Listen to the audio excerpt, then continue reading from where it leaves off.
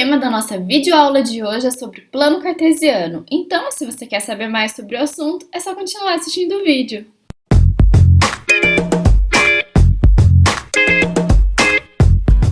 E os conteúdos dessa videoaula envolvem as habilidades EF07MA19 e EF07MA20 da BNCC. Vamos lá? Então, gente, eu quero que primeiro vocês observem aí essa imagem que está na tela de vocês. E eu quero que vocês consigam aí encontrar o cachorro com chapéu. Olha bem para a imagem, né? Será que vocês conseguem aí me dizer a localização da onde é que está esse cachorro de chapéu? Então, gente, é bem difícil, né, nessa imagem a gente encontrar qualquer coisa, uma imagem bem confusa da gente olhar. Mas se nós dividirmos aí a imagem em pequenos pedaços, ficará um pouco mais fácil da gente procurar. Então eu vou fazer isso, ó. Dividir aí a imagem. E agora, aonde que está o cachorro de chapéu? Vamos olhar para cada quadradinho e ver se a gente encontra aí o cachorrinho de chapéu. Olha ele aí, gente. Esse aqui é o cachorro, ó. E ele está usando um chapéuzinho. Então, gente, se eu for dizer aqui pra vocês, qual é a localização nessa imagem? Eu vou dizer que ele está na segunda coluna e na quinta linha, certo? Ficou com essa divisão de quadradinhos, fica bem mais fácil de eu dizer para outras pessoas, né, aonde que está esse cachorro, como encontrar esse cachorro. Essa organização que nós fizemos aí para localizar o cachorro, gente, ela também é utilizada na matemática para localizar pontos, tá? A gente chama essa organização aí de plano cartesiano. Então vamos aqui, ó, para a definição, tá? Ao combinar duas retas numéricas perpendiculares, formamos o plano cartesiano. Aqui eu já coloquei um esboço dele, tá?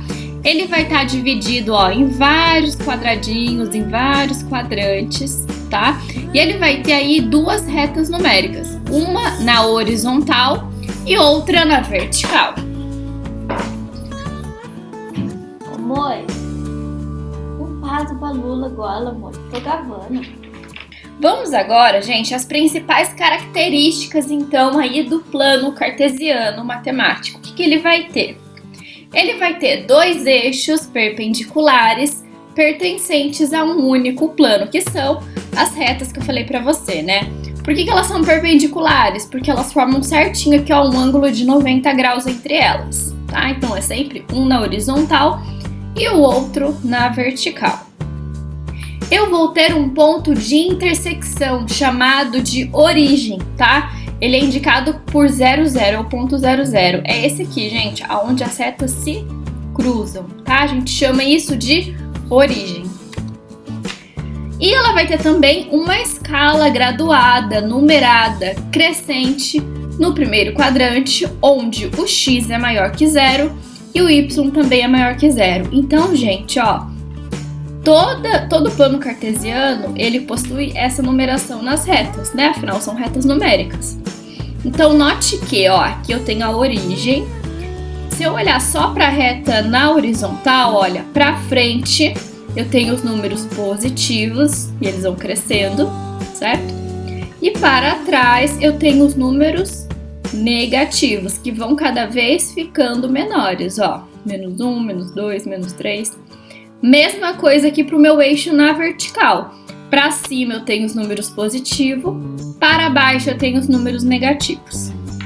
Retas numéricas, abscissa e ordenada. Então, cada uma das retas, gente, elas recebem um nome diferente, tá? Eu tenho a reta das ordenadas e a reta das abscissas. Vamos entender, então, o que é cada uma, né? Elas são as retas que formam o plano cartesiano, sendo uma na horizontal e outra na vertical. A ordenada, gente, ela é a reta que fica na vertical, tá? Então, aquela que fica retinho, ó, ela é a ordenada. E a reta na horizontal, ela é chamada de abscissa.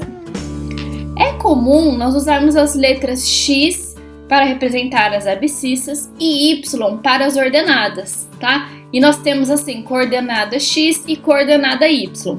Então as ordenadas eu também chamo de eixo y e as abscissas eu também chamo de eixo x. Paraordenado. Então o que é o paraordenado, gente?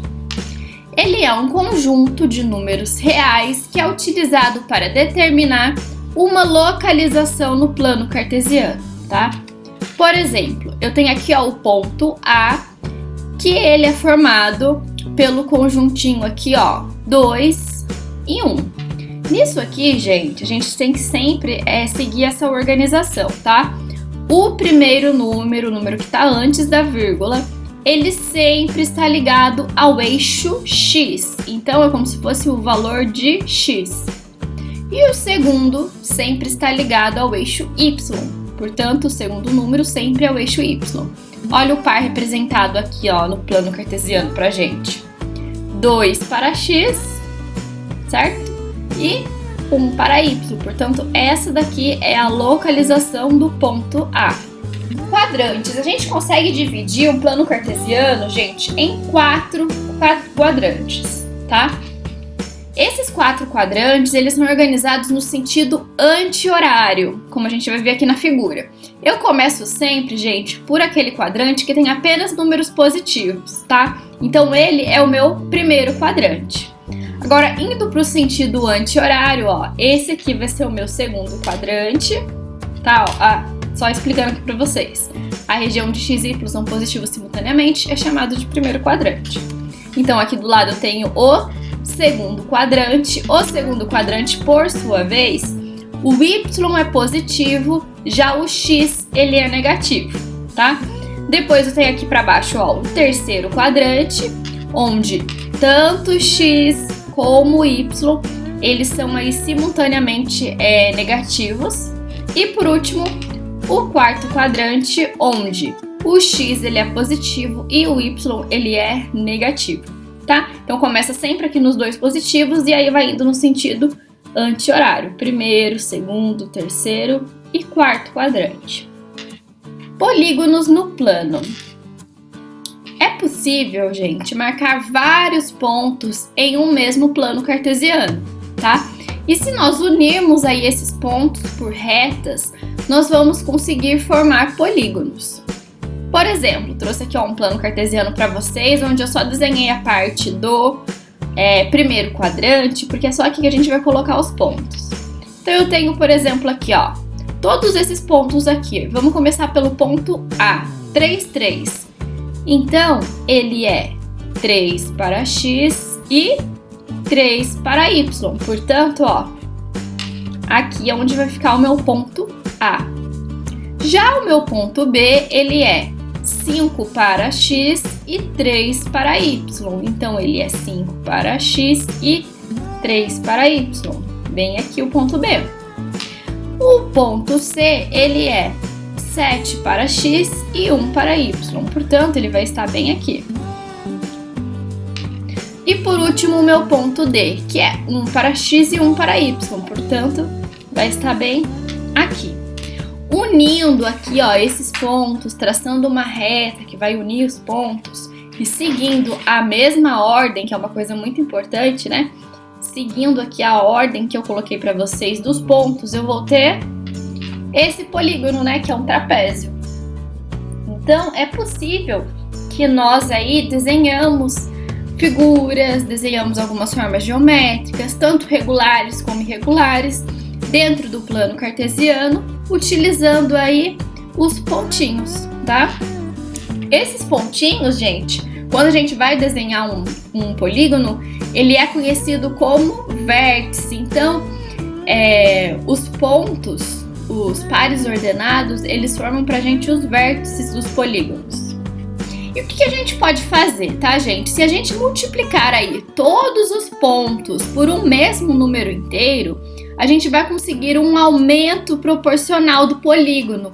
Então, se a gente quer, por exemplo, aumentar esse polígono ou diminuir, eu consigo mexer apenas aqui nos pontos, certo? E aí eu vou ter um aumento ou uma diminuição. Por exemplo, como aqui eu quis aumentar, o que eu fiz? Eu multipliquei por 2 cada um dos pontos. Então, o ponto A, fiz vezes 2, ele virou o ponto 6, 6. O ponto B, mesma coisa. Ó, coloquei ele aqui, ó. 6, 6. O ponto B, mesma coisa. Fiz vezes 2 e aí ficou 5 vezes 2, 10. 3 vezes 2, 6. Então agora eu vou ter o ponto 10, 6. Vamos ver, ó. 10, 6. Ó o outro vértice aqui. E agora o ponto C. 7, 1 vezes 2 vai ficar 14, 2. 14 e 2. Olha aqui. E por último o ponto D. 1 vezes 2 vai ficar o ponto 2, 2. Olha só. Então esse trapézio aqui, ele é exatamente proporcional ao trapézio que eu desenhei no slide anterior. Porém, ele está aumentado. Vamos estudar agora, gente, um pouquinho sobre a simetria dos pontos. O que é simetria, né? Vamos entender isso primeiro. Ela significa, gente, uma conformidade em medida, uma forma, uma posição relativa entre as partes dispostas em cada lado de uma linha, de uma divisória, de um plano, seja em relação ao centro ou em relação a algum eixo, tá? Por exemplo, se eu olhar aqui para a borboleta, ela possui uma simetria aqui no meio, certo? Esse lado aqui, ele é simétrico a esse. Traz uma ideia pra gente de reflexão, como se eu estivesse olhando no espelho, certo? Um lado, ele é semelhante ao outro, porém as imagens são refletidas. Não é exatamente a mesma imagem, né? Porque aqui está o lado contrário. Então essa simetria indica aí uma reflexão, tá? Vamos ver como é que isso funcionaria dentro de um plano cartesiano. Para trazer essa ideia pra gente, eu trouxe aqui, ó, um tabuleiro de xadrez, certo?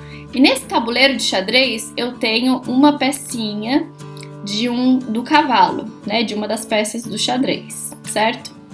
Então, imaginando que esse tabuleiro de xadrez é um plano cartesiano, isso aqui é como se fosse uma imagem que está ali num ponto, certo?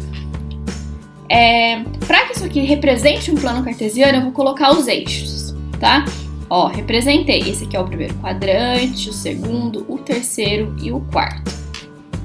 Se eu for colocar o cavalo simetricamente ao segundo quadrante, olha só onde que eu teria que colocá-lo, certo?